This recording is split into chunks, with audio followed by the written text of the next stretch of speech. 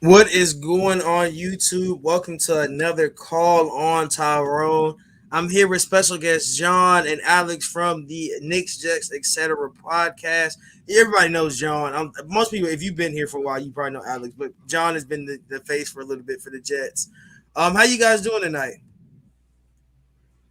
Doing Doing good, well. man. We're doing good, dude. We're dressed in Yankees gear because we have a huge wild card playoff game with the Red Sox. We got the Knicks rolling with the first preseason game.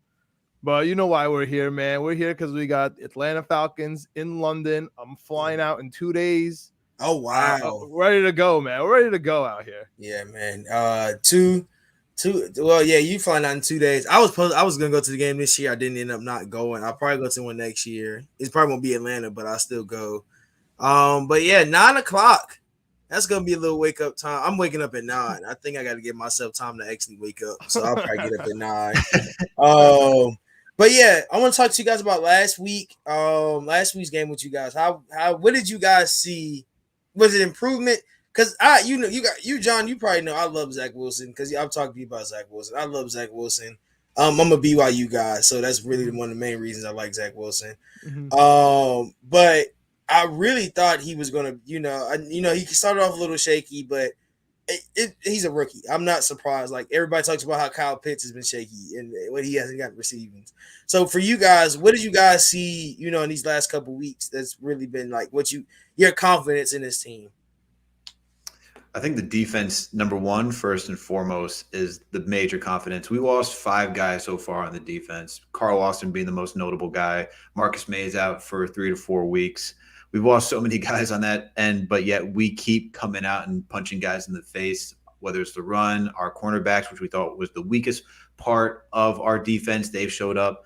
Granted, some of the wide receiver cores that they had to go against weren't fully healthy. Like they didn't have Jerry Jeudy on the Broncos, but we still had to face Cortland Sutton. Last week when we played the Titans, we didn't have to face Julio Jones or AJ Brown. But still, seeing young guys, whether in their second or first year, they really showed out. But defense definitely first and foremost. CJ Mosley's playing another level. Q Will's brother Quincy Williams just had a phenomenal day last week. He had 10 tackles, had a sack. Was their first brother duo to record a sack in the NFL since sacks were recorded as a stat. The defense is like probably the most impressive thing so far for the Jets.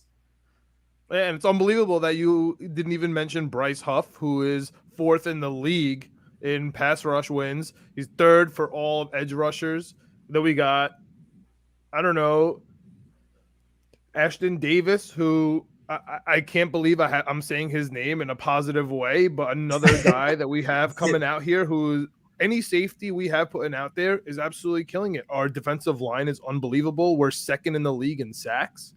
And we're talking about the New York Jets, the team that just got a win. So your question was, what did we see, man? Honestly, we finally saw it all come together because if you're listening in on our podcast, it's completely different. You're getting a completely different view, a completely different outlook from what's happening in the media because we're watching these games and unfortunately we're rewatching these games during the week and we're really paying attention, right? We see where our weaknesses are and we see these little tiny plays from Zach Wilson that really changed the momentum of the game. And what we finally saw was him not being a rookie in the sense that Alex has been preaching. We need to take the underthrows. We need to not try to go for a home run. I mean, 2 times now we were down by 10 and he threw ridiculous interceptions. Interceptions as if we're down 3 touchdowns. And so finally this game, it all came together from the defense, our defensive line, our cornerbacks, our linebackers, like Alex was talking about, all the way down to our offensive line. Our running back started blocking.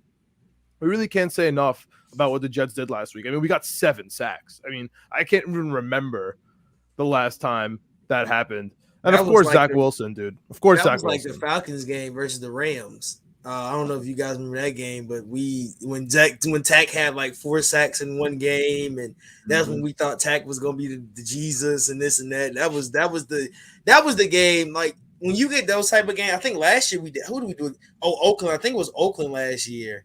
We did it too. We did the same thing. Okay, Blake. Okay, see, you know You knew it was gonna happen. Oh, man. Yeah, that's fine. I'm actually really excited for the Braves game, so it's all good. I want to see that. I'm ready for the playoffs, man. I've been a lot. I don't know why, man.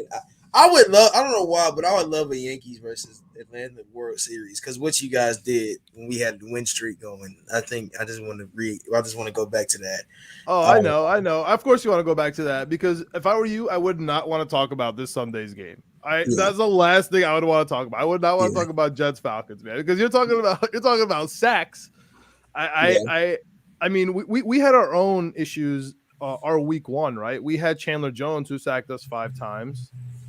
And then you guys had a really tough week one, right? You guys got killed by the Eagles. So our week one, it was so funny because everybody was like, our week one was so bad, but then it's like you look at what happened. Like when you see what the Eagles are playing like now, you're just like, oh, we should have taken advantage of that game. It was just like that was like our first dress rehearsal. Like, I mean, we didn't play our starters in the preseason, so that was like our first game with our starters. But it was like now you look at how and we knew, and like everybody was trying to give Jalen Hurts all this credit, and if you watched our show, it's just like Jalen Hurts isn't that good. Like we knew he wasn't that good, and now he's really showing you like out of the 3 quarterbacks that came out of you got Tua, even though Tua got hurt, Tua was playing well. Mac Jones almost beat the Patriots. He really should have won that game, and then you get him, and he's just like, oh, he's Jalen Hurts. He's the only one to go in the second round and all of that. And it's just like, bro. It's just like those two, like you could tell what had happened. We're just like, but you got rocked. Like the offensive line got rocked, and honestly, just so your left guard, and I was warning you about from day one, you had hard. He got killed that game. He got killed that game.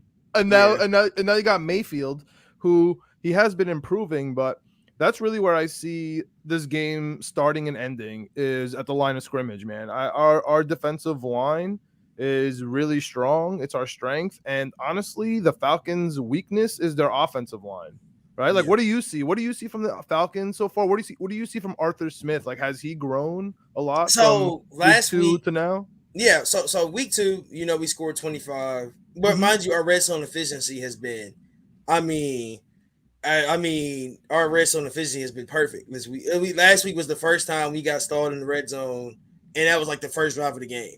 So when we get in the red zone, we've scored. I think we went 3-3 versus Tampa.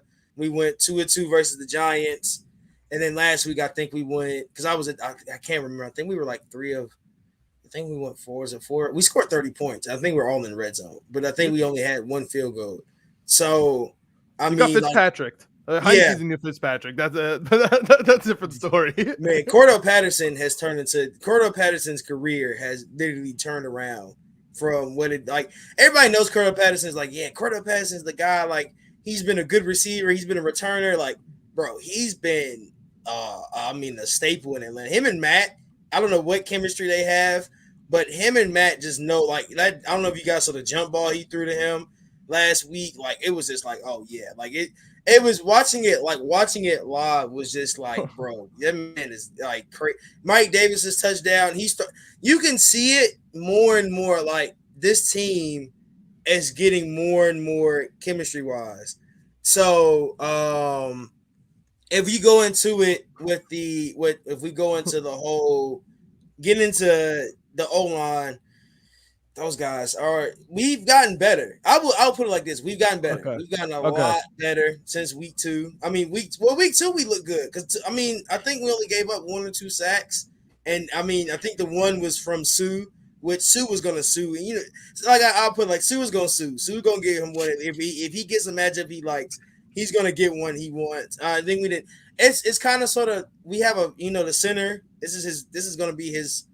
Was it week 5? This will be his 8th game starting. Yeah, I know. Bro. And Mayfield is a right tackle. I know. Yeah. I know he's been okay, but the fronts haven't really sustained.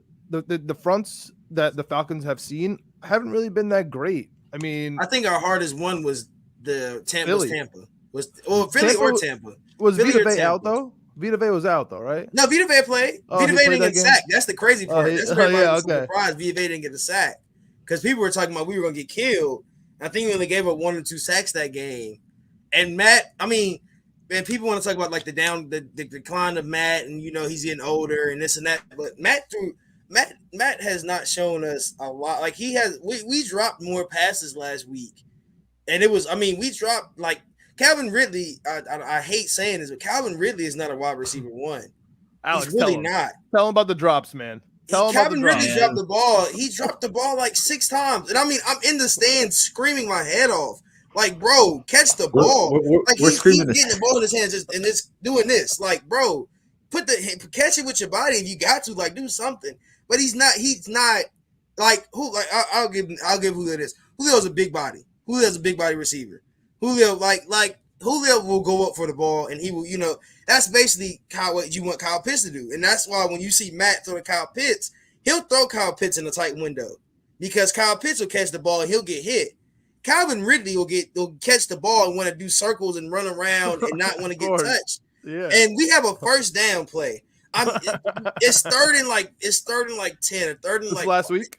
Yeah, last week versus Washington. It's like 3rd and 10 or something. Calvin Ridley gets it on a slant. All he had to do was turn upfield and get the first down. He starts running backwards and then tries to run upfield. We're like, bro, okay, it's just a point where you're just like, Calvin, it's just like you don't want to give up on him. Like you want him to be wide receiver 1, but he just doesn't want to get hit. Now Tajay Sharp will catch a slant. He'll get hit. He'll get right back up. Any other receivers, Akias dropped the ball last week, which he just dropped it. I don't know what was that. He was wide open. If we didn't drop as many passes as we did, we probably would have.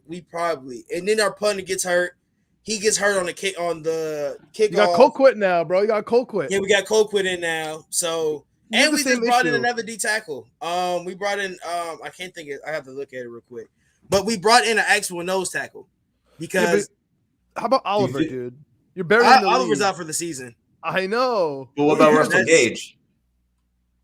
He's hurt. Russell Gage hurt. He's hurt. Yeah. You guys are limping. His ankle was hurt. Game, he got hurt week 2. I think week 2. Yeah, week 2. Because he caught a ball and he just couldn't run at all. Like he almost fell. Something that has really messed up a bit. What we said is if you're not clicked in mentally, and Arthur Smith is trying to, and people are not liking Arthur Smith because he's a no nonsense coach. He's not letting the media in and somebody tried to start a rumor about Matt Ryan wanting to leave, and Matt Ryan came out clearly and said, "No, I'm not leaving." Like you're not going to have any nonsense going around this team, and I think a lot of people don't like that.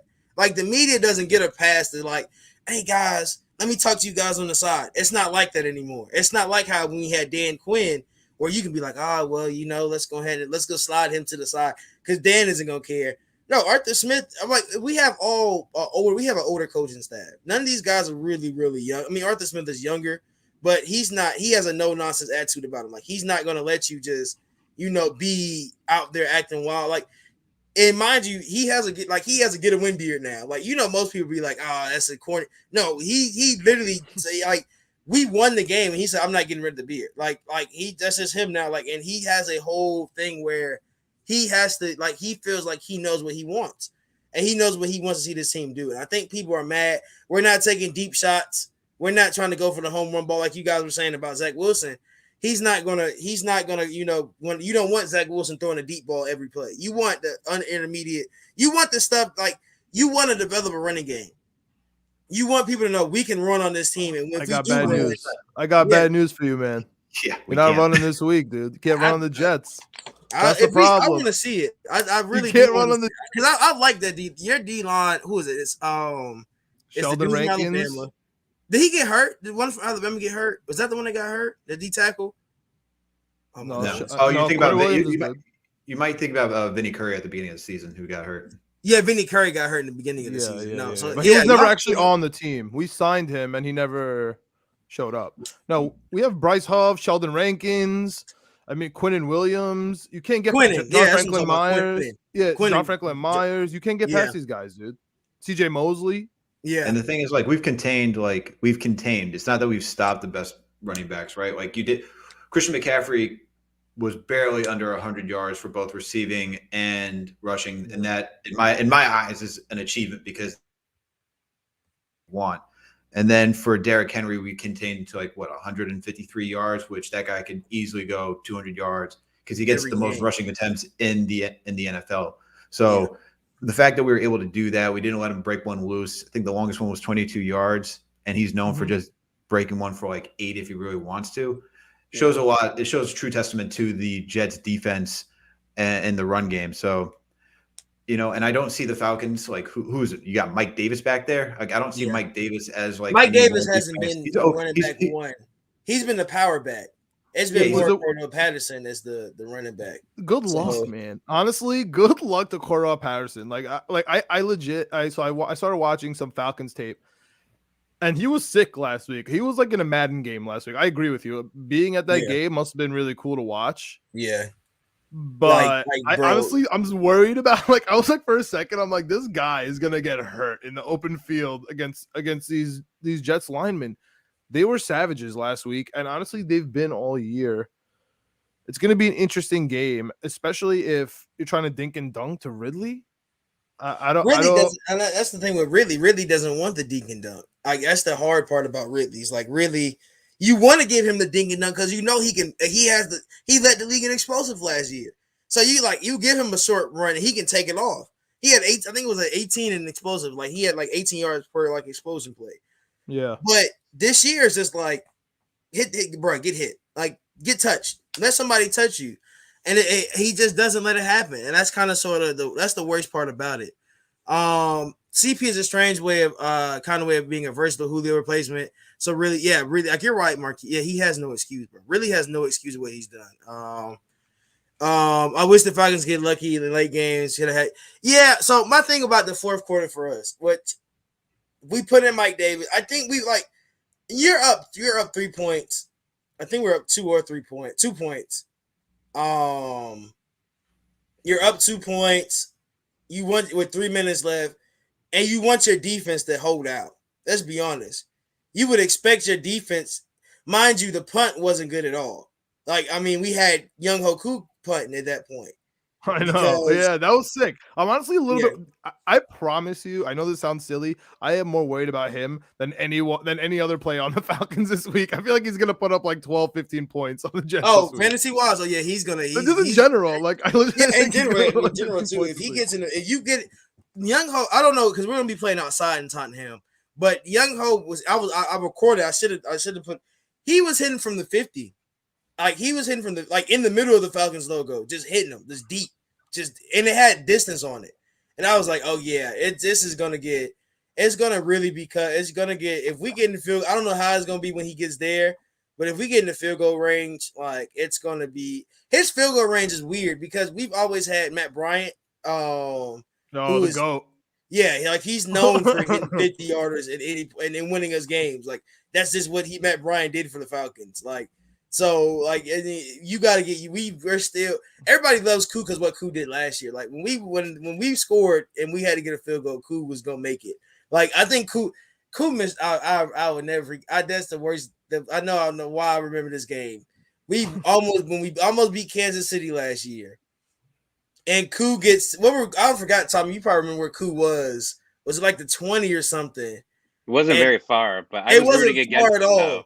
Yeah, it wasn't far at all, and he just shanked it. I was like, oh my God. That just would have been a good win to have on the resume, but mind you, it was just because we knew we were going to pick top 5. We knew where we were at, but it would just would have been cool to beat Kansas City. But it was just bro, oh my God.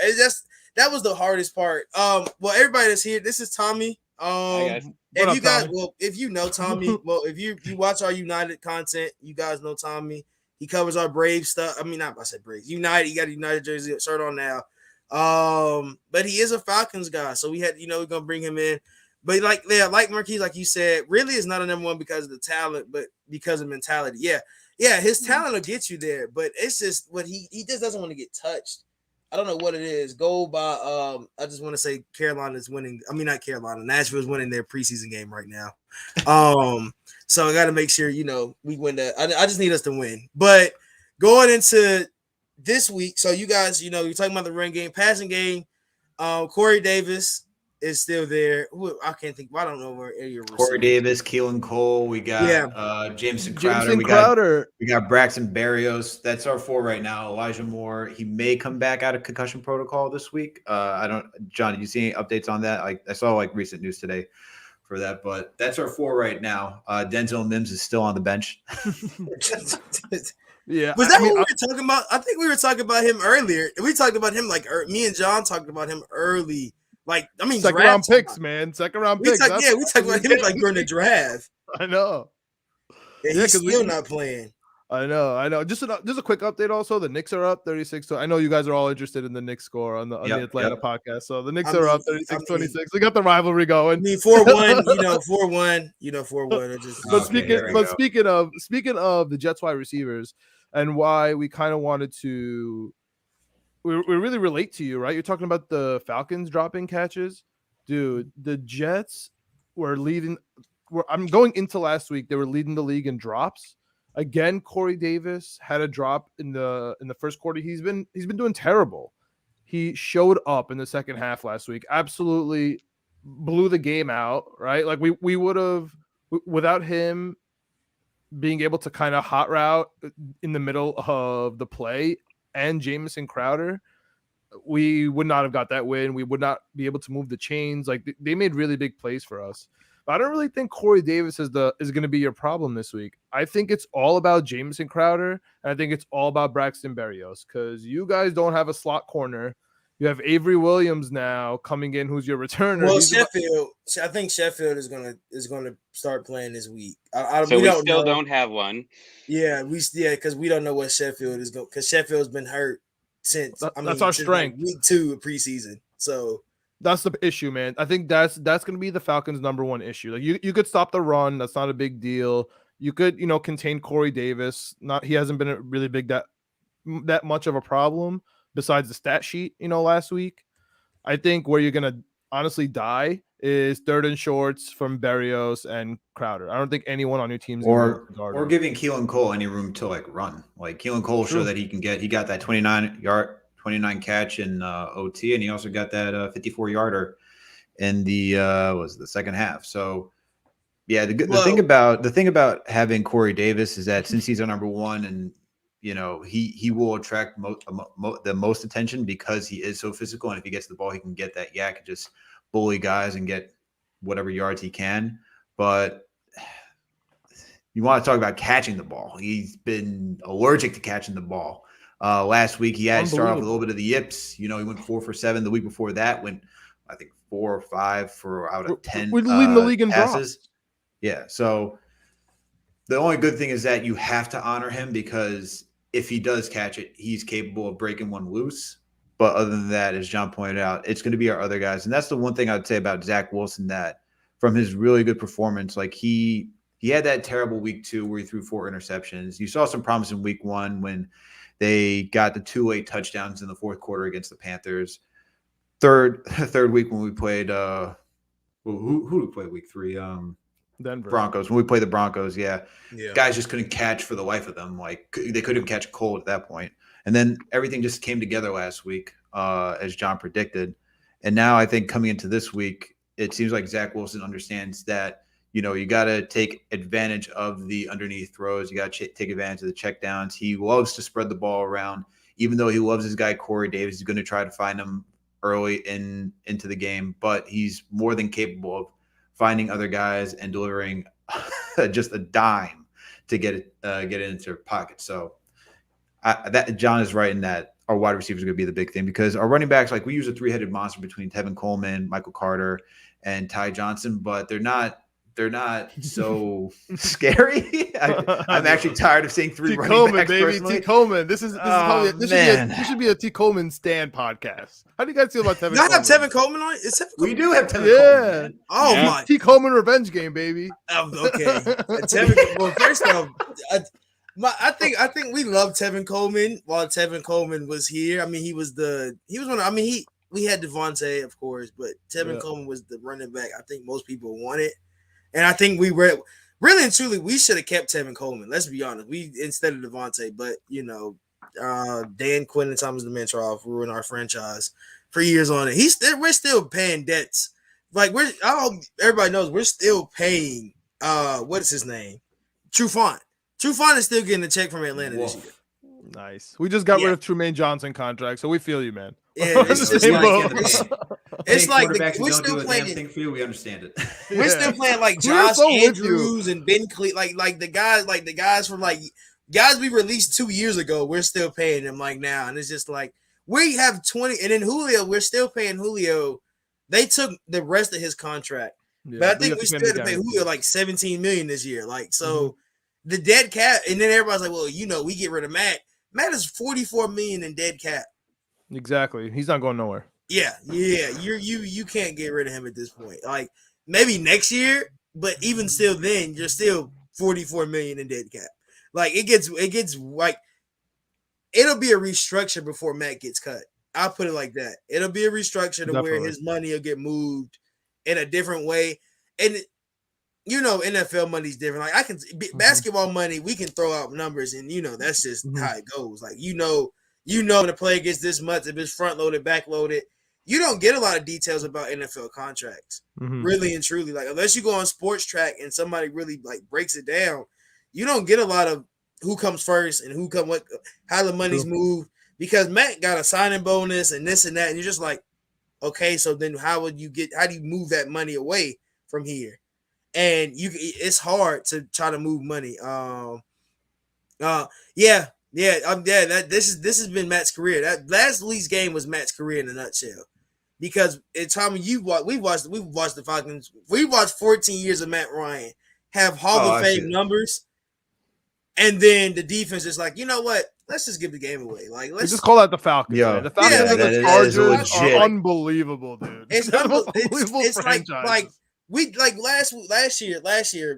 Matt had the most perfect game versus Dallas. I mean, I think he might have had close to this is the closest to the perfect game we've seen Matt had him in years. And then we don't get an onside kick. And you just let them go down the field and score. It's just like, sheesh, yeah. Then you get to Chicago. I think Chicago was the next week. And we're up 21. What was it? 21. I got to find the score. We were up like by a lot. I just remember we were up by a lot. And it was just like, bro, how do you let that game go away? It was like last year was just like this was the epitome of Matt Ryan's career last year. When you really look at what Matt Ryan had to go through last year compared to what people like be like, oh, well, Matt didn't really have to go. We were up. Yeah, we were up. It was 10-16 at half. We scored, so we were up 26-10. We let them score 20 points in the fourth quarter. Chicago with Mitchell That's the Falcons. That sounds like the Falcons, bro. That sounds exactly like the Falcons. Let me ask you about this 2021 Matt Ryan. Where are his strengths? Like, how do you guys see yourselves beating the Jets? You know what I mean? Like the Jets we have the same record, right? We have the same issues apparently, drops, by the wide receivers. Yeah. Like, how do you guys, see the Falcons, taking down the Jets this week? You want to go? I'll let Tommy go first. I mean, it seems like short passes are the way to go this season. I don't know if he's scared to throw the long ball. People have been ragging on him for a couple of years that he can't throw the long ball. I watched him last year throw some bombs to Calvin Ridley with no problems, and I expected that this year. I expected more bombs, and there's opportunities where he has it, and he's not going there. These short passes are working, but and this new NFL, and you watch a lot of these newer teams with newer coaches, they're going deep, and I'm not seeing that with this team, and maybe it's just lack of talent. I mean, Russell Gage hasn't been on the field, but Ridley, you guys were talking about earlier. I mean, seems like he's afraid to get hurt. And I mean, he's had some pretty weird injuries over the past couple of years. He had was it kidney? Something with the stomach issue 2 seasons ago. Yeah, he had a stomach problem when he first got here. Yeah, he did have a stomach. It finished his season that year. The ankle. It was the ankle. Then he had foot surgery this off season. So yeah, he's had some weird. He's had a Julio type injury streak, kind of sort of. Like, is that the curse for every wide receiver one on the Falcons? no, because Roddy White didn't have that. Roddy White was Roddy White had. Roddy White. Woo, that's Roddy a White name. was That's a he was throwback. wide receiver when Matt first got here. He was wide receiver number 1. And Roddy White, he had 1,000-yard season before Matt got here. Then the rest of his career when Matt got here, he had like multiple 1,000-yard seasons. So, and that's why it's so weird when people try to pull up like, well, Matt doesn't help his receivers anyway. I'm just like, well, Roddy White turned into one. He's in the Falcons Hall of Fame right now. Let's be honest. He's in the Ring of Honor. So, yeah. And I see Patterson. Yeah, he had that long touchdown to Patterson, but overall, you look at his passes, and they've just been short. And the receivers aren't really making plays besides Patterson. I mean, Patterson's been all over the place, making people miss, but Mike Davis isn't doing that. Zacchaeus isn't doing that. Ridley's, I heard you talk about earlier, Ridley's running backwards. A couple times where kid had a first down, he moves backwards, try to get 3 extra yards. Instead, we're going on to 3rd and 1. We can't get 3rd and 1. We haven't got 3rd and 1 in 5 years, it feels like. So, yeah, I mean, it's a lot of mistakes that they have. And I don't know what's with Matt. I don't think it's any type of injury. I just don't know if he doesn't have confidence in himself, or maybe he's just still, getting into the season. I don't know if you guys talked about this earlier, but I was against them not playing their starters in the preseason, and we're seeing more teams do this.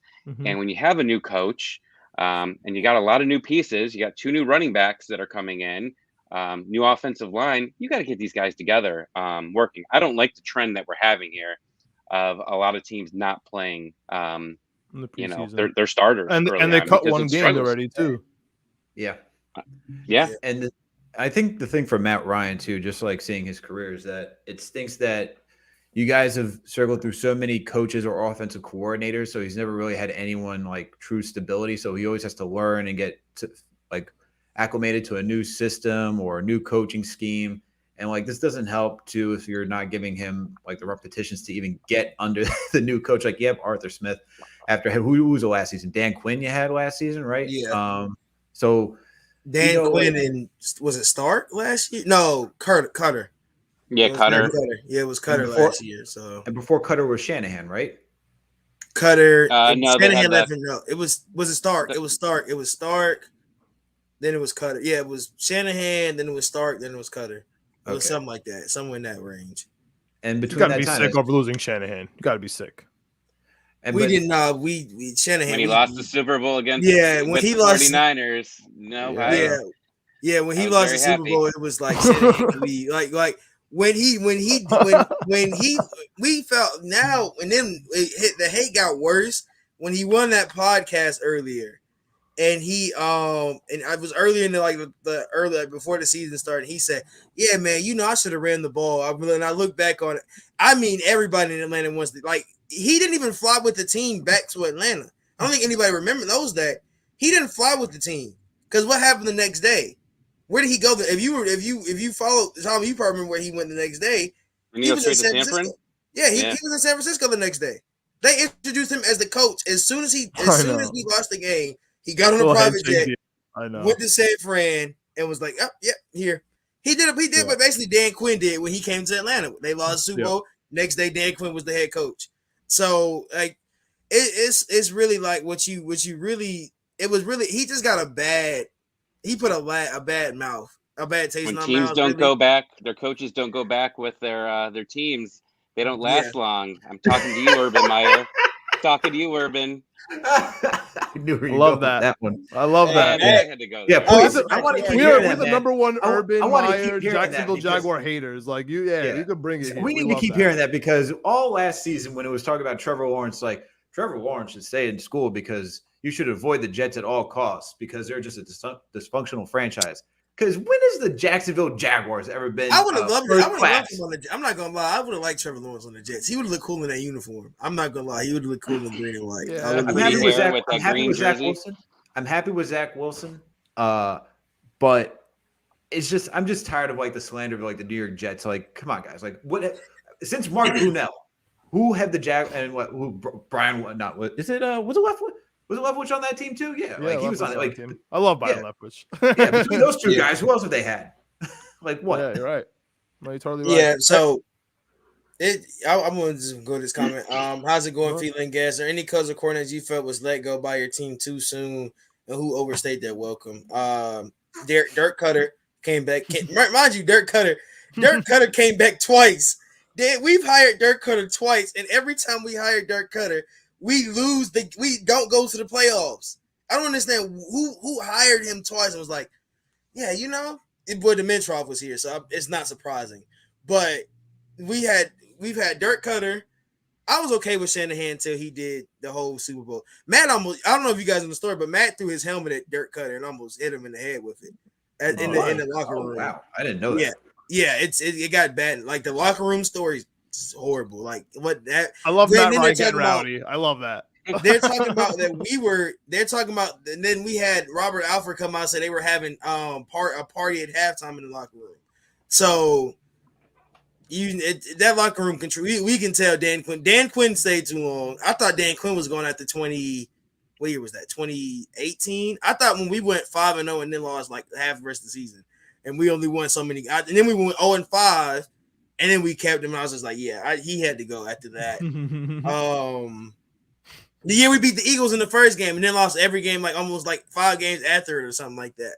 That was when I was like, yeah, he has to go. I don't know. I can't think of a single person on the Jets. No, we do not fire head coaches or head coaches. Definitely, we don't fire them during the season. Coordinators, we do get rid of. We have never got rid of a coordinator too early, ever. I don't think ever in the history of the Jets. Gay should have been gone as soon as he got hired. Oh man, don't even get me started about Gase. Yeah, I mean, maybe honestly, maybe the Bill fact Parcells. that this man's high school football team is trash and the offense sucks for our high school football team says everything that you need to know about Adam Gase. 1-4. That interview was amazing though, when he was pretty much like high as could be and just looking all over the place, following the bug that was everywhere. Oh, that was great, dude. That was his intro. That was his intro. Not even like after a game, not even like it was like, oh man, his first impression. But he had a chance to fix it. He just never had credibility anywhere, man. No, field, players, coaches.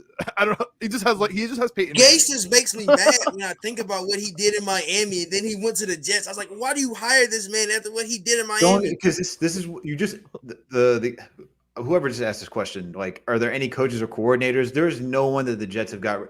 Maybe Rex Ryan is and Eric Mangini. Maybe those are the only 2 guys. No, Rex needed to go, but like the 2 guys you could say maybe want to come back between Mangini and Rex Ryan, maybe Herm. But like at that point, like when they left, it was time for them to go. It's not saying, oh, let's bring him back. And there's no coordinator. Even I remember when we hated Brian Schottenheimer. My God, I still hate Brian Schottenheimer. Wait, y'all have one of our coordinators, don't y'all? From Atlanta, who? Not offense. No, it was defense. One of our defensive coordinators probably went to the Jets, didn't he? Who? The white is the dude with a big beard. I thought he went to Atlanta. John, you can tell me. I can't think. Ulbrich. Our defensive coordinator is Ulbrich. No. I think that's this season him? or last season.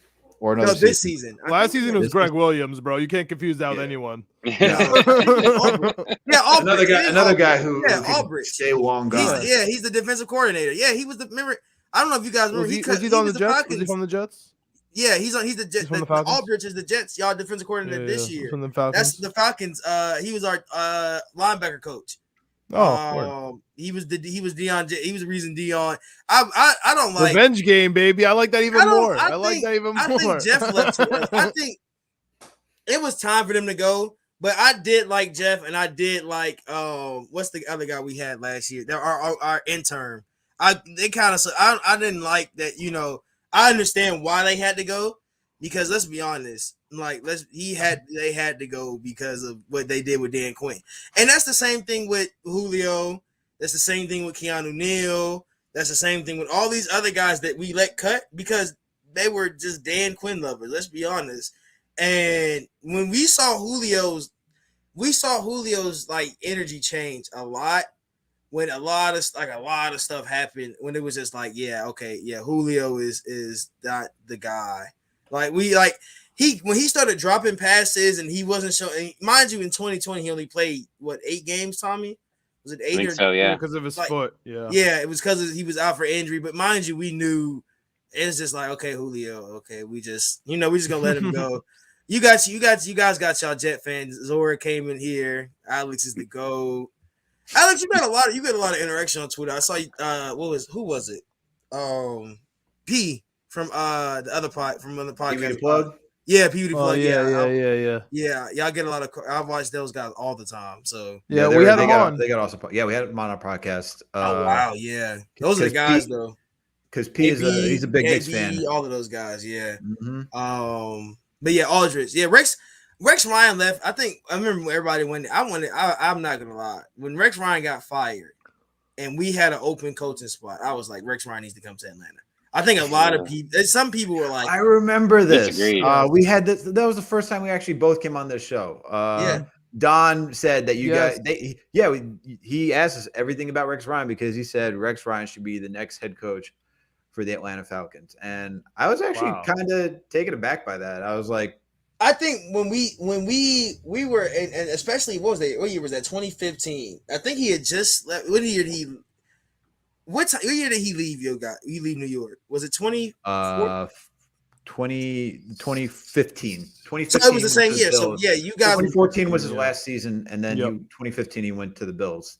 Yep. That's funny. 2016, I was every year Jets you Buffalo. guys fire head coach, we fire our head coach. If you go look at it's the I'm same. telling you, it's the same the Jets timing. and the Falcons, man. It's like the same timing. Yeah, dude. Every day we even have the same problems. Yeah, We're on the same timeline, man.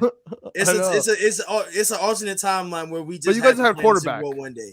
We never had a quarterback. Yeah, we get a young quarterback. We got to play the Super Bowl one day. It just has to happen. Mark Sanchez, man. Yeah, they had Mark Sanchez. All right, man, dude. Mark Sanchez. Speaking of Mark Sanchez and Rex Ryan, those were his first 2 years. Those were Rex Ryan's first 2 years with the Jets, man. Yeah. And I mean, I don't want to relive, but like, dude, we were up at halftime versus the Colts, and then we lost to the Steelers the second year. Like we were right there, man. We were right there. So if you had a quarterback, honestly, if we had Zach Wilson or Sam Darnold, I'll even throw in Geno Smith. I'll even throw in Geno Smith. Wow. If we had one of those guys, wild. Yeah, you would have lost earlier. What did Geno tweet out? Geno tweeted something out the other day. He tweeted it was something Jets related. Well, because the last rookie quarterback, the Tom Brady, or to beat the Patriots was Geno Smith. Patriots, Rex Ryan.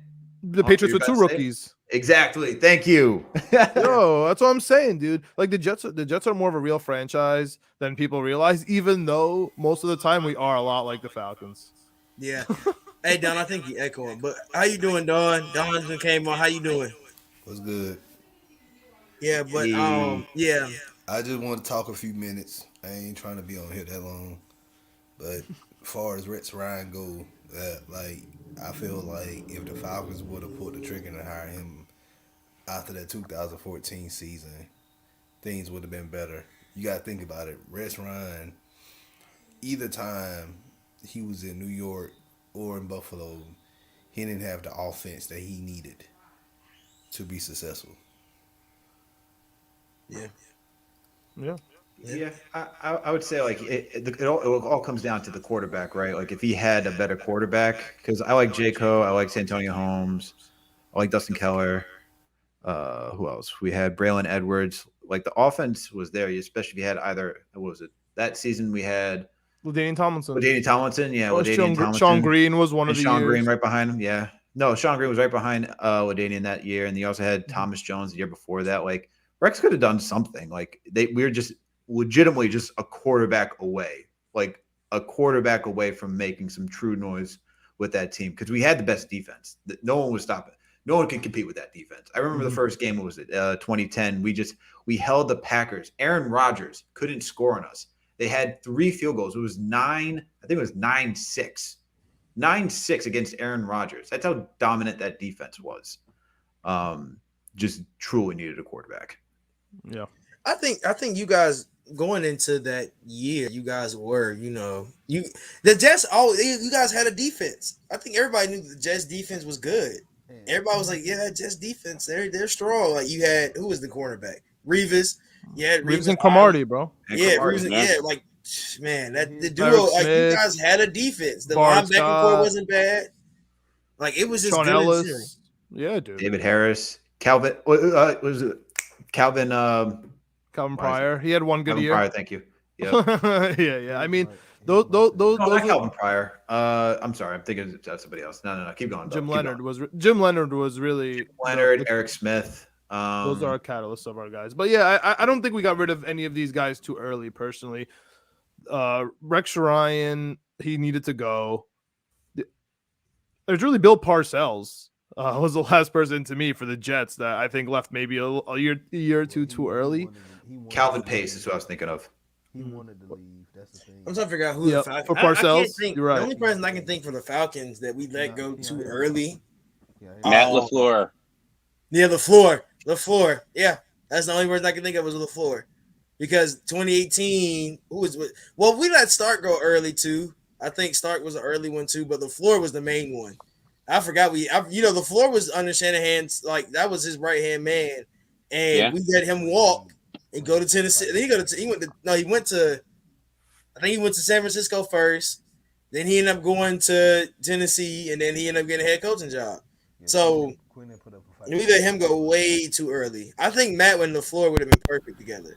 When you really look at what Aaron Rodgers has done with him too, like with LaFleur, like that would have been good for Matt. That would have been great for Matt. Quinn and the running game. Quinn had put up a fight with the LaFleur to keep LaFleur there, and as far as his situation with Bill Parcells in New York back in '99, I believe, him and the GM didn't get along, so that's why.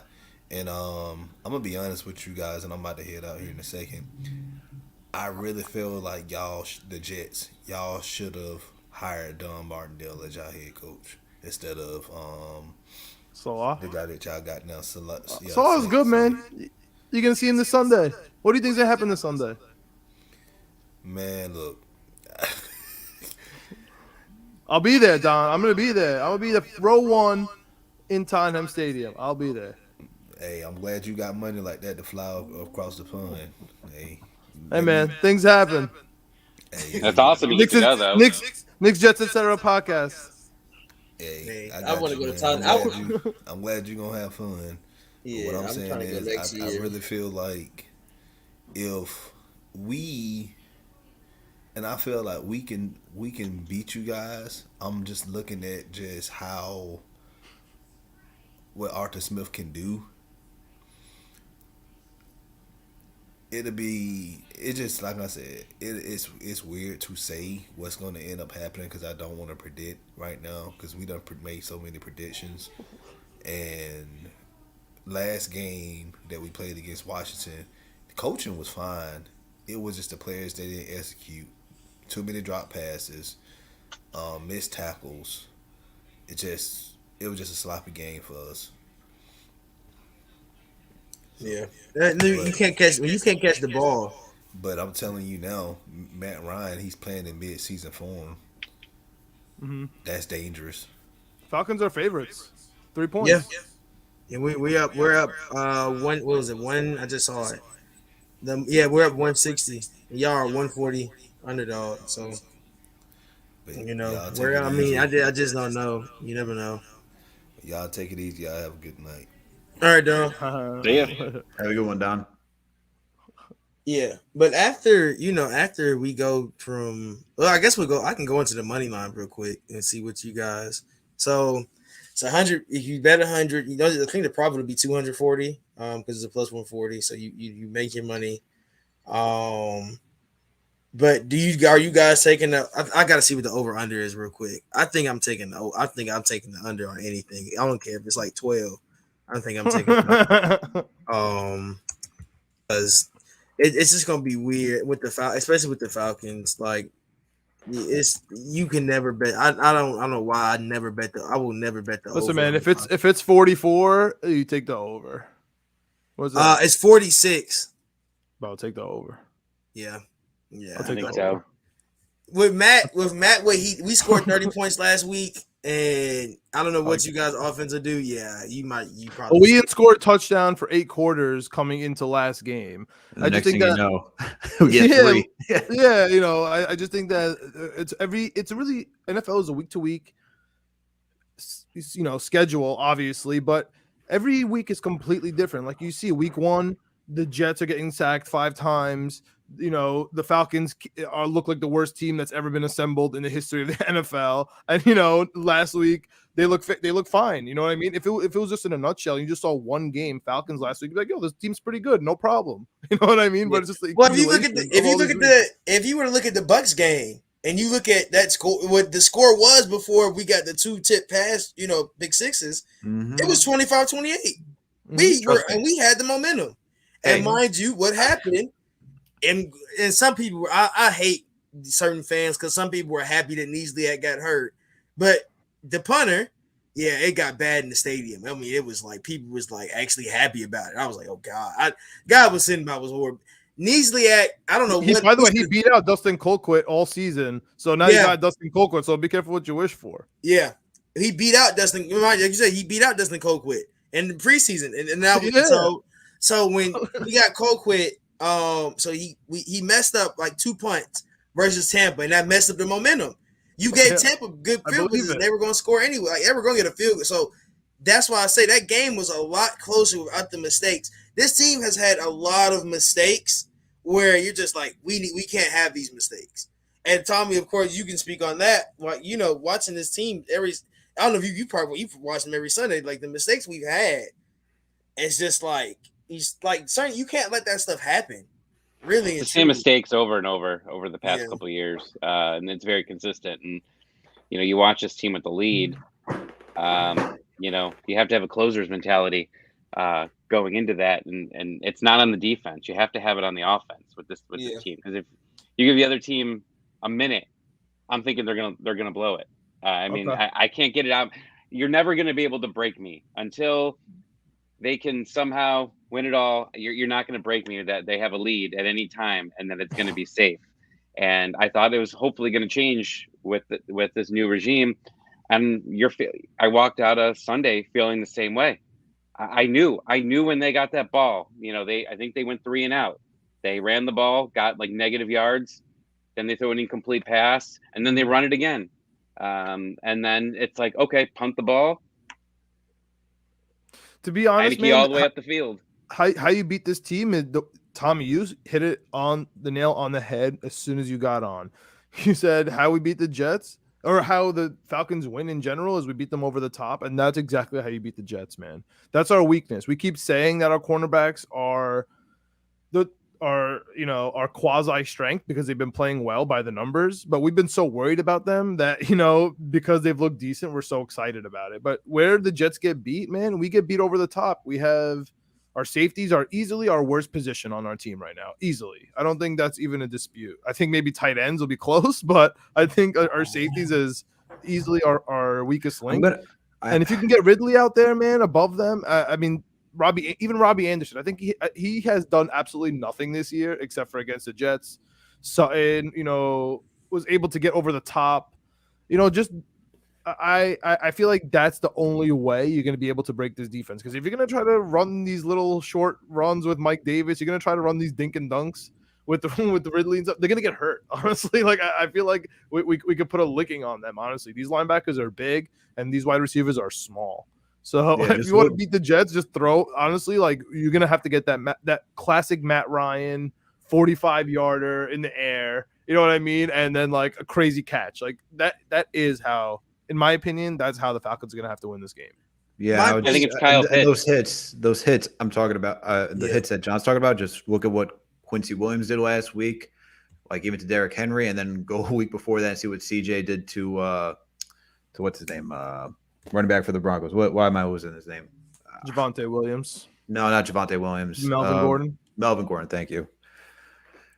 Yeah, we just brought. We brought on Mike Pennell. That is who we brought on. We brought that's a revenge game. Yeah, but mind you, Mike Pennell. How I like to explain this team this year, like to just everybody. We're so deep in a hole. You gonna have to dig yourself out of it at this point. And you bring in Terry, you bring in Arthur, you bring in a guy where Thomas Dimitrov's been here, since 20. Jeez, he's been here forever. Yeah. It was the year before Julio got drafted, like 2008, 9, something close to that. when he first got here, and then you brought in. We had Rich McKay. Remember, Rich McKay left Tampa after they won the Super Bowl. And then And he's never leaving again. Never leaving.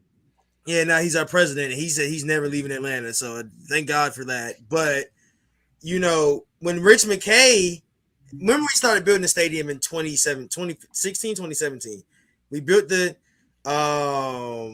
we built the we were building the stadium. So Rich McKay went to the business side. And who does that leave you to except the man that had spent 5 draft picks? Thank God they weren't good people that they drafted, but spent 5 draft picks to go draft a wide receiver. Now, generational talent, all of that, but he spent 5 draft picks on one receiver. And honestly, you guys drafted Kyle Pitts too. Like I know I was with you, Tyrone. I know you were hyped about Kyle Pitts. Yeah. I know, and I would too. He was one of my favorite players. When we were like evaluating the draft, I get it. But dude, like you see this team, right? You're watching this team week to week. You don't have a dang left guard. You know what I mean? Like, why are you drafting Kyle Pitts, dude? Why are you drafting a tight end? Because I think Pitts was the what like you gonna have, like we said. We brought in Jalen. Jalen Mayfield came in. His first game was horrible. Second game, he's gotten. If we go from week to week, he's gotten a lot. I mean, a lot better. You can't go. He had a one grade, like literally a 1 on. Yeah, you can literally worse. He had a 25 last week. Yeah, he went up 25%, but 25% from what? You know what I mean? He's been one of the guys where. He's going to be the project piece, and I hate to have that for Matt because that's the same thing with Hennessy. That's why I say these our interior is young, like that. Really, the right side is the youngest part of this O line. You have Jake Matthews, who's the vet on this O line. Jake Matthews has been here since 2014, I think 2015. So, and he's been our left tackle for that long. Then you bring in Mayfield, who's our left guard. And of course, he's going to be the left guard. He brought, he's a right tackle, but he said, he was a tool guy. And we brought these guys in, a lot of these guys we brought in were brought in off of, we haven't had a scandal or anything happen in Atlanta since. Is that the bar? Since, bar blow, man. Let's put it like this. Dude. Arthur Blank is not want to go through what he went through with a certain player in Atlanta. When I was a baby, when I was 5 years old, in 2004, 2005, he doesn't want to go through that situation again. And so I'm not going to say y'all know who I'm. So most people, you guys know who I'm talking about. So he does not want to go through that again. Yo, favorite Madden cover, man. That favorite Madden cover. Everybody's favorite Madden cover. The only quarterback to have 99 speed in Madden until that point, and then he goes through that whole and so. It's a lot of stuff where Jalen former Jet. Yeah.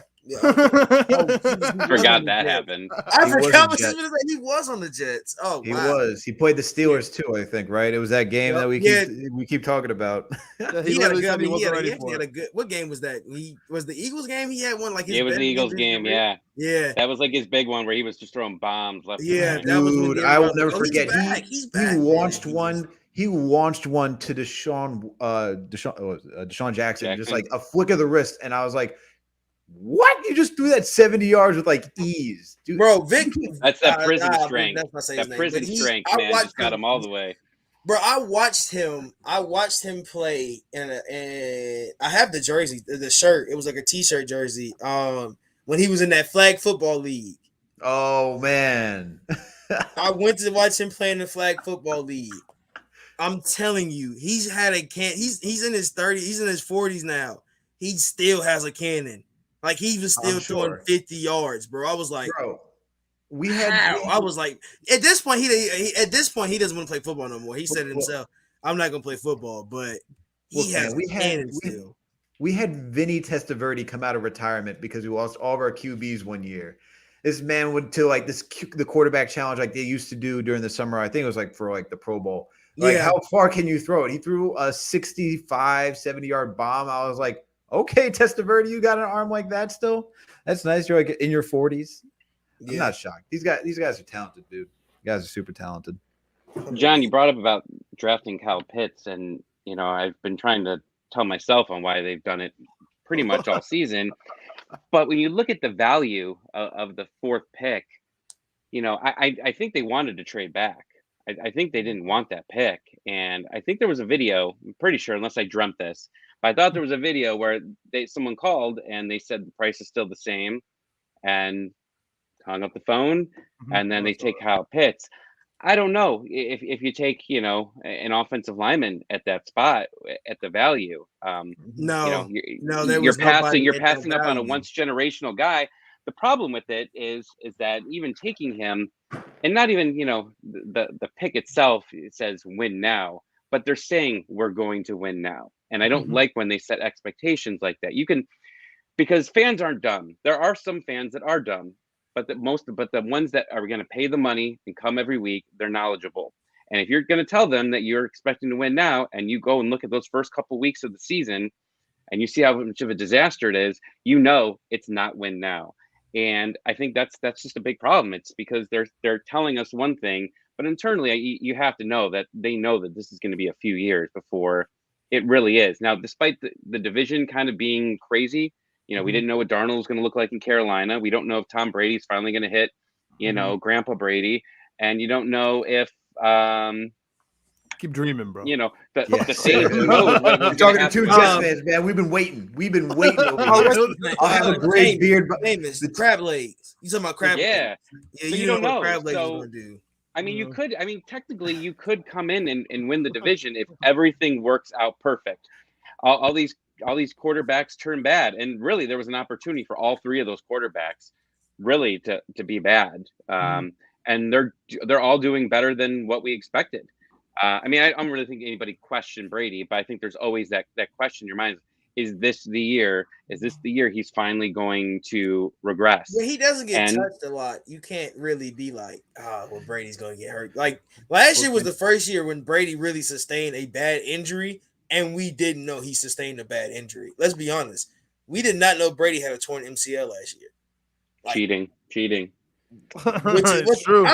I still feel like that's illegal. You got to report on the injury report, man. Yeah, like you have to report that's what I'm more concerned about. I don't care about. I was like, how can you report that? Like, so to get that news, and then like, mind you, we were at 4. Like Tommy, like you said, we were at 4. We weren't going to take Elijah Vera Tucker at 4. You could have maybe took. You could have Sewell, but Sewell's a tackle. Here's the thing, man. Here's what I don't understand. Like you guys are talking about, you don't want to draft an offensive tackle. Like you're drafting a tight end. Like if he had the top 5 tight end season of all time, he's not even scratching Mark Andrews from last year. You know what I'm trying to say? And what does Mark Andrews really do for your team? You know what I mean? Like, and so that's what bothers me. Like that's such a Jet move, guys. That's such a Jet move to have the 4th pick and pick a tight end, bro. He hasn't even played tight end. Let's be honest. If you look at where he's lined up at, he hasn't lined up at tight end. But I think they knew they were moving Julio. They knew they were moving Julio. I mean, the draft was here in Cleveland. You guys know I live in Cleveland here, but like the draft was here. The talk was everywhere around town. Possible about Julio being moved, and that weekend it started coming out, possibly trading. And, and I don't think this is the right reason to do it, but teams do it all the time, it's almost a safe face sometimes as well, because you're getting rid of the best wide receiver in your franchise history. You need something amazing, because we've taken a lot of boring picks, and boring picks. I mean, one year we took 2 offensive linemen in the first round. Nothing says unsexy like 2 first round offensive linemen. Nobody wants that. When people are playing Madden, they want to find out who that new guy is that they can have fun with and play. With. Sell jerseys. Yeah, exactly. Sell jerseys. And Kyle Pitts is that guy. Justin Fields. But the thing is, so this is my thing about Justin Fields, because John, we had a deep discussion. Fields. We had a deep, bro. It's fine. That's why it's fine. Me and John had a really deep discussion when he was on the show about why we didn't want Justin Fields, and John had we listen. If you guys want to hear the full, because I'm not gonna get into detail. If you want to hear it, go back to the draft show. I think it was like the first couple minutes in, because John joined. You were right there from the beginning. Like you just go back and watch it, because we talked the whole draft until John left. We talked to John a lot about the Jets' future and all of that, and we talked about the Falcons the whole time. So when we got to the point of at number 4, when we knew we were number 4 pick, everybody was like, okay, Atlanta's the number 4 pick. either you go quarterback because you don't want to be at that point again. You go O-line. There was no defensive player that was worth number 4, or you trade out. Those are the 4 options. And what we didn't know, when Arthur and Terry they brought in the 5th option. We're gonna draft the best available player on the board at number 4. And we hadn't heard, we were like, huh? I think everybody in Atlanta was like, okay, cool. So, it was a little bit of a shock because we didn't that's not something in Atlanta we've done before. Like, let's be honest. We didn't draft best available. Like Chris Lindstrom and Caleb McGarry were not the best available O-lineman on the board at that point. So, and then you trade. I mean, he was pretty up there. Lindstrom was. I think Lindstrom. Right. I don't think McGarry was. I know Lindstrom was one of the best available guards at that time. Because mind you, we traded back up. I don't even time. We traded our 2nd round pick and I think a 3rd round to get to 30. They wanted that extra year on that contract with him. Yeah, for some reason. And he might get cut. This is hilarious. But. So, and that's why I say this. You guys are not cutting any offensive linemen. Let me save you the trouble. Next year's draft, I would not be surprised. Left guard, bro. I would not be surprised if McGarry gets cut by next year. Like if you really like Tommy, we've seen McGarry be, and McGarry has health problems. That's the only bad part about McGarry is that he didn't play preseason. His heart. He had for his first season here in Atlanta had to get heart surgery because I think he had clogged arteries or something like that. I can't remember what it was. It was the thing that he's had in the past his entire life. He's had his whole life, but I guess just to make sure he was okay, he had to go get the surgery to make sure everything was healthy.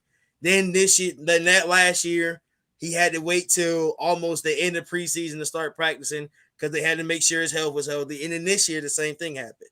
And so it's like you don't want to get rid of him because of health, but if we get a chance next year and there's a right tackle sitting there that we really trust. And we really want, I wouldn't be like he's going like it was the same thing with Hennessy. Look, mind you, we drafted Hennessy, right? Mm-hmm. And then we drafted Hennessy when Alex Mack's like 2nd or 3rd year. Then we go and draft Drew Dahlman this year. We drafted another center this year. Like, I mind you, everybody was like, well, why are you drafting another center? This whole team is based on competition. So next year, there's going to be a competition at right tackle. There's going to be, I think Lindstrom is safe. I think Hennessy may be safe. I don't think Mayfield's safe, but if he gets better by the end of the year, he'll probably be safe. And Jake Matthews is Jake Matthews. Like, Jake Matthews has been the left tackle for him and Matt have a whole connection at this point. So it's a weird, like this whole thing now is like we have to just, you got to build with pennies at this point if you're the Falcons.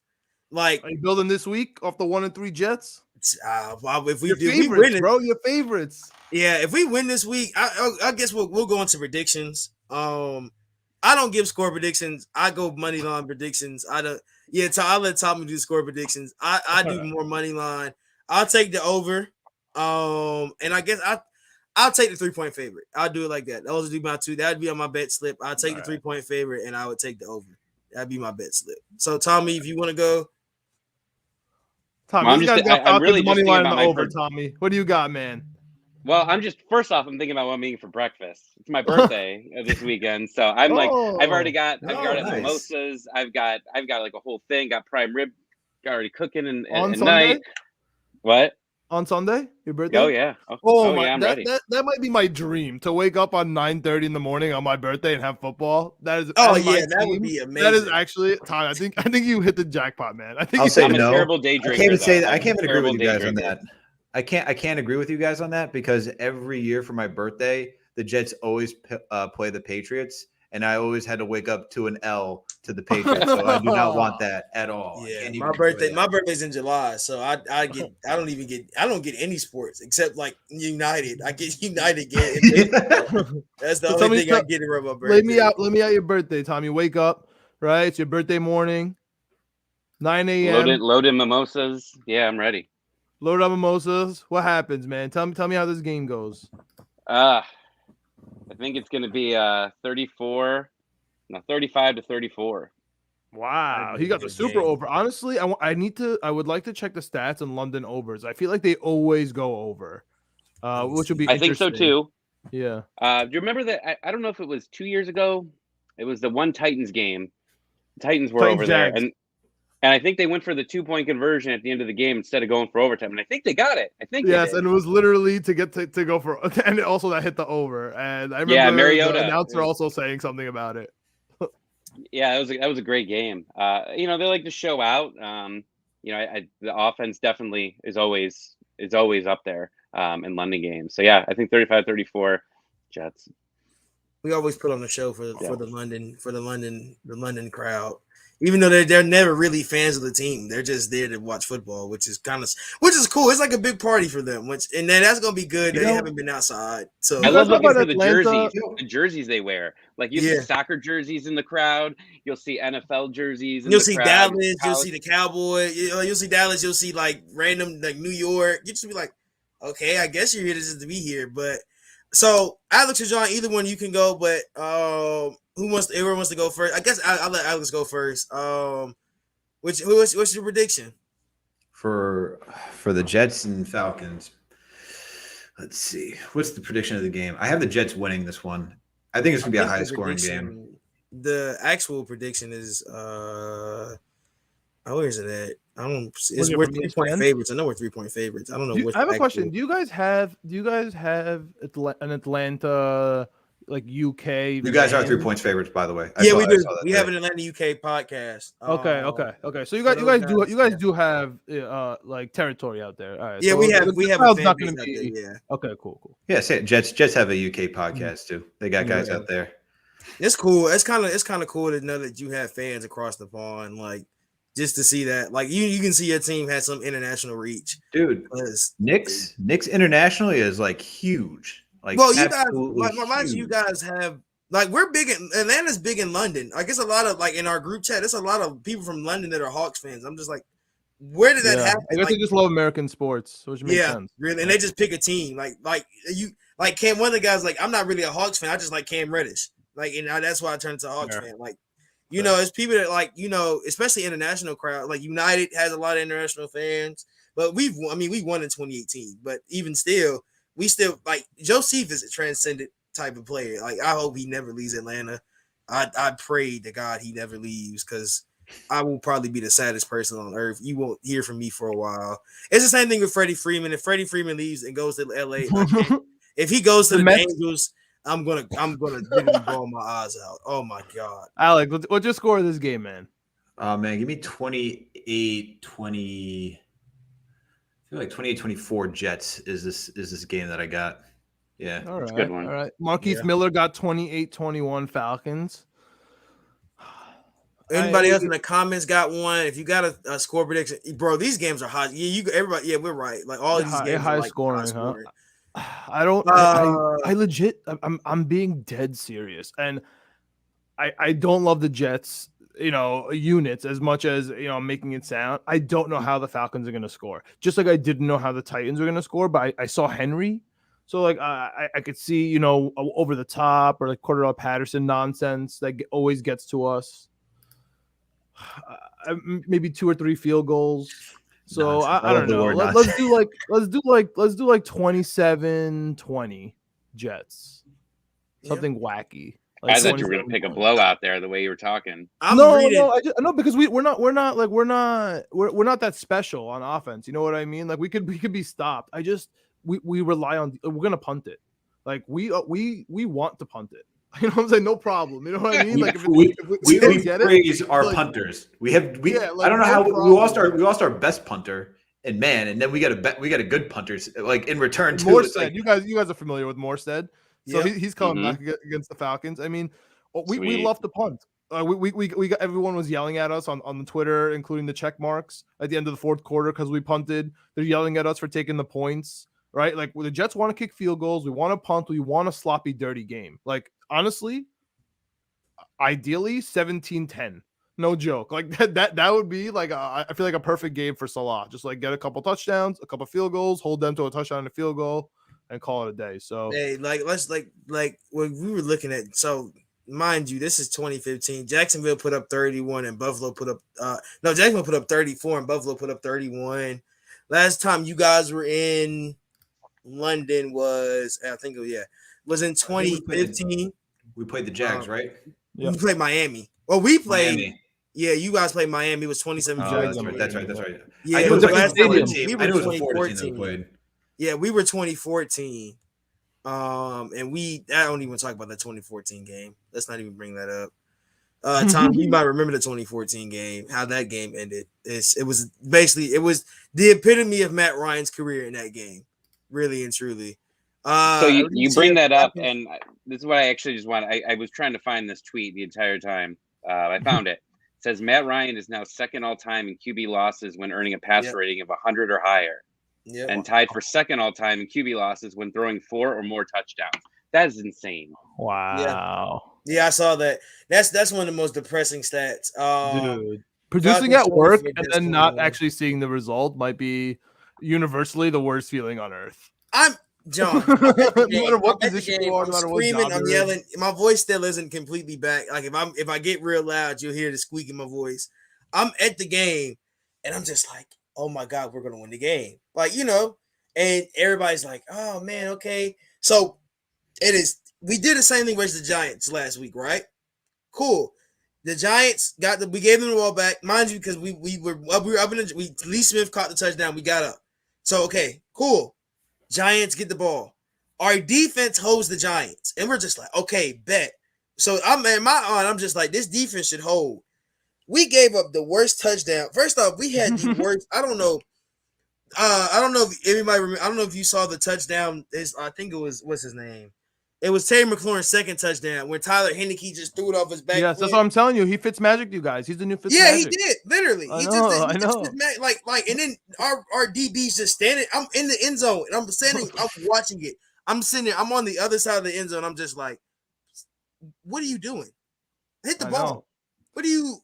And then the best touchdown I saw that game was Mike Davis's touchdown run when he caught it out the backfield, and he was on the swing route, and I thought he was going to get killed because the linebacker was right here and he was right here. And he hit a move and took off and broke like 4 tackles.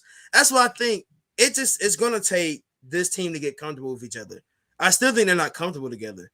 Really and truly. That's what a preseason's for, right? That's what you would do in a preseason type thing. I was at a 1-year-old's birthday party last Sunday watching this game on my phone with crappy reception. And it's pixelated. And I'm just watching first down. And I threw the phone down in front of a bunch of my wife's family, and they looked at me. And then my brother-in-law goes, "Are they getting Falconed again?" And I flicked them off, threw the phone away, walked out, came back, and I got the alert on my watch that they lost. Couldn't even watch the last play. Couldn't even do it. Yeah. Damn. It was worse. It was worse in person. That's how you know you're a true fan if you're that dedicated where you're watching it on your phone. Like you that's how you know. That's how you know. Dude, I watched Red Zone at a brunch last Sunday. Yeah, I go out with my grandma at the church or something, and I'll be on my phone just like, let me just watch the game real quick because I need to see what we're doing. Right. The worst thing about last week's loss is that we're in the, all the fans in the stadium hype. You were at the Knicks game when Trae Young hit the game winner. So you understand. Please. We don't have to bring that up, bro. We don't have to bring that up. It was the same type of like energy where it was like, we really just lost this game in the last minute. Oh, dude, that game actually hurts. That was like it was so heartbreaking because Matt Ryan played so good. The team looked so good. And then the defense, every time, the defense is just like, just give it up. Let's just give up the touchdown. Listen, the only props I'll give Matt Ryan is when he absolutely ripped my heart out of my chest in 2009 in MetLife with Tony Gonzalez when he won 10-7, just drove down the field. Oh, yeah. That game, that was right in front of my face. Like that game, I was there, like freezing my butt off. That game was around Christmas. It was cold. It was super cold that game. I remember because it was cold down here. That's the juju I'm afraid of. That's the juju I'm afraid of, Alex. That's what I'm afraid of, man. Like, I don't understand the line in this game. I don't understand why anyone on the earth would think the Falcons could win this game. I don't know why the over is at 46, right? When both of these teams, like, technically stink. Like, nothing here makes sense. So it's funny. It all makes me nervous. It's funny watching that when you go watch that game. I mean, it was freezing cold outside. Everybody has this thing with Matt Ryan. I don't know if you guys know why we call him Matty Ice. Matt Ryan on his career, I think he's at 40 now. 40 game winning drives in his career. And he's like top 10 in game winning drives in his. It's something close to that. But that's why he got the Matty Ice nickname, because you give Matt Ryan a 2-minute drill, Matt Ryan's probably going to get you a field goal, or Matt Ryan's going to get you a touchdown. Like, I think everybody knows that.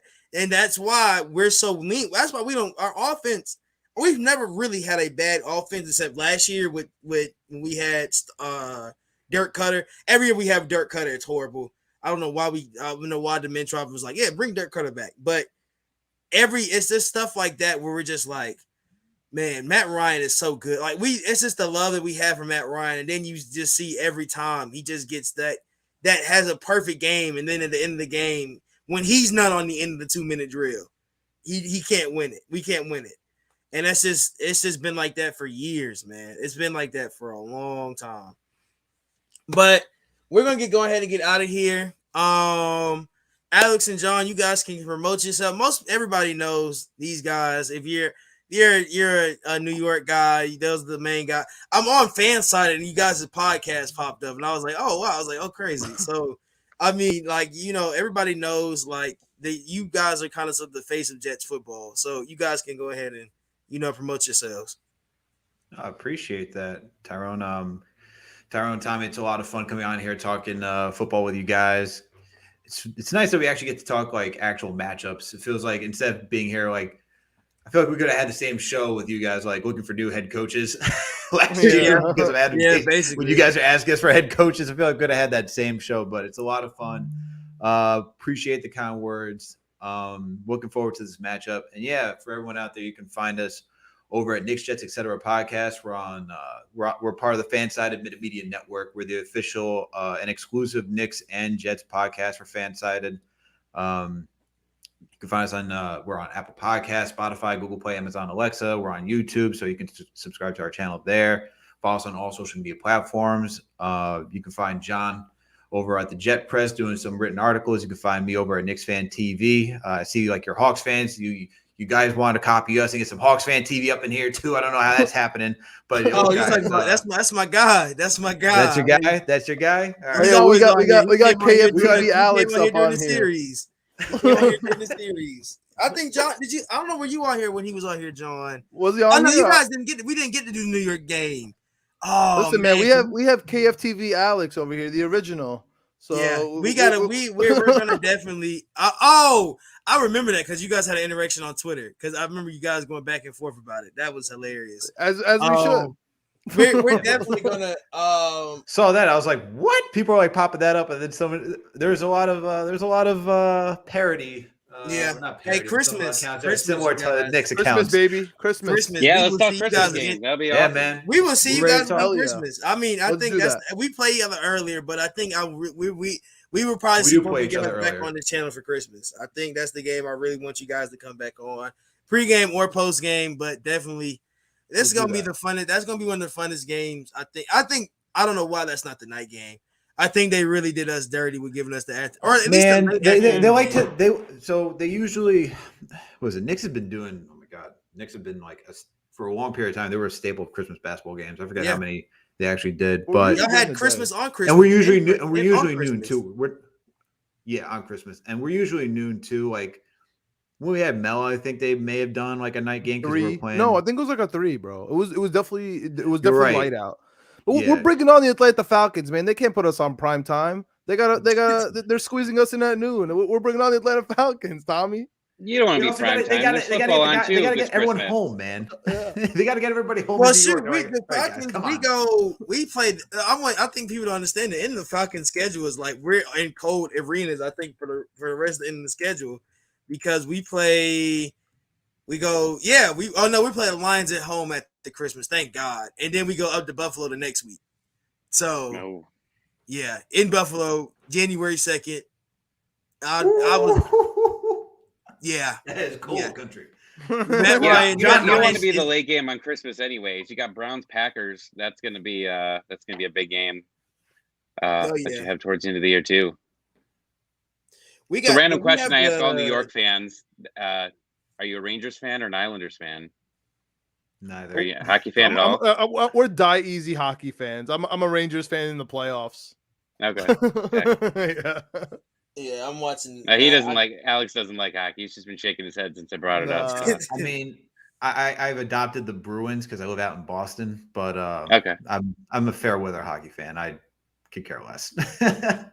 I don't. Jack. I got into hockey this year. Shout out to Gladiators. We're going to be, we'll cover them on this podcast as well.